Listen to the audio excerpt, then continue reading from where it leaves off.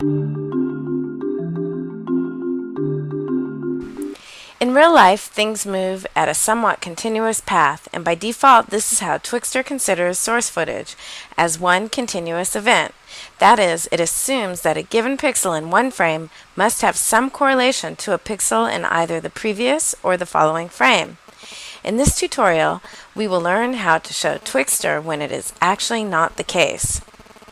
In the case of sudden changes, scene cuts, etc., that flow is suddenly disrupted.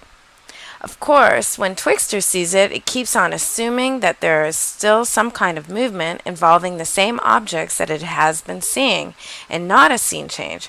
So Twixtor continues to create motion vectors, but most likely creating a morphing effect that you are not looking for across these edits. Take a look at our edit. It has 4 segments, 3 cuts, and a dissolve. Let's say it's going to be a commercial for traveling to Turkey. It's currently 8 seconds, but we want it to be 30 seconds or 900 frames. If we want to slow this entire edit down, we will need to pre-comp this footage like we saw in the Twixtor overview tutorial. I will go to Composition Settings and change the duration to 900 frames,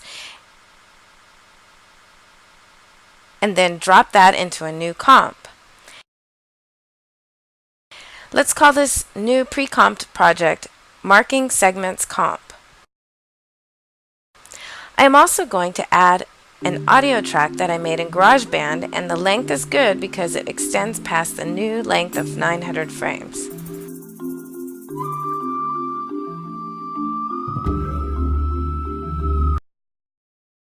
Now let's add Twixtor and go to the Effects Controls for Twixtor.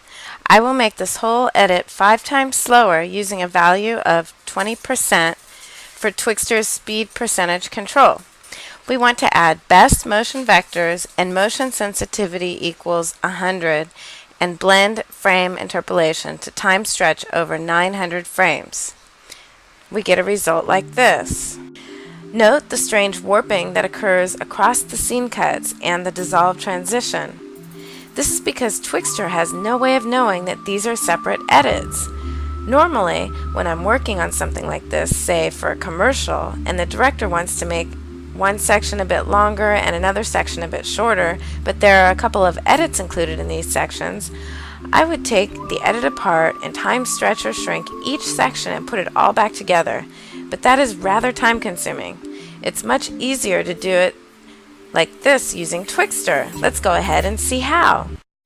In order to mark the edits in the source, we need to make sure Twixtor's display mode is set to source so we can see the original footage before retiming, and set the edit points in the source timing, that is before Twixtoring, and enable keyframing for the marking segments option in Twixtor. Then I go to the first frame of the edit, and in this case that would be frame 0. Here where it says source, mark segments, let's go ahead and drop down to select cut A.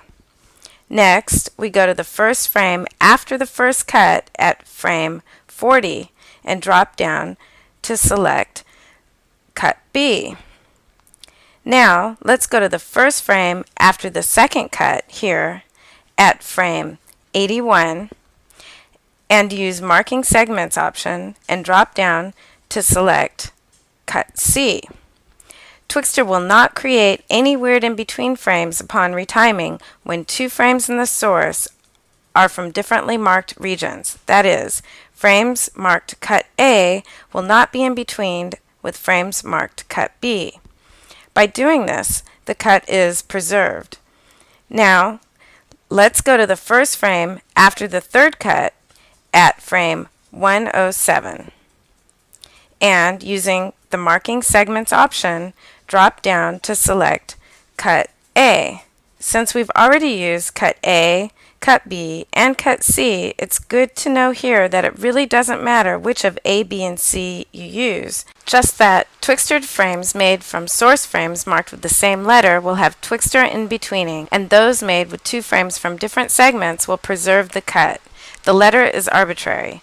It is just an indicator to Twixtor that it's a point being marked and not to warp between those points. So we've shown how to handle cuts. What about dissolves or other transitions where two or more sequences are blended together for a period of time? Twixtor can handle that too. The cut A, B, and C options are only good for preventing warps across a single frame. A dissolve or other transition has many frames where we may not want optical flow retiming, which could produce weird warps like we saw in the first example. Making sure that the display is still set to source, we can mark the first frame of the dissolve at frame 138 with no MV frame blending. Basically, this setting is a special kind of segment in the source that tells Twixtor to only frame blend frames made from this segment instead of using optical flow warping. Note that you can also use no MV nearest if you do not even want frame blending at all. The nearest setting will simply repeat frames instead of frame blending them together. Remember that when the dissolve is over, we also have to mark the first frame after the dissolve at frame 161 to cut A, B, or C, so Twixtor knows to start in-betweening again.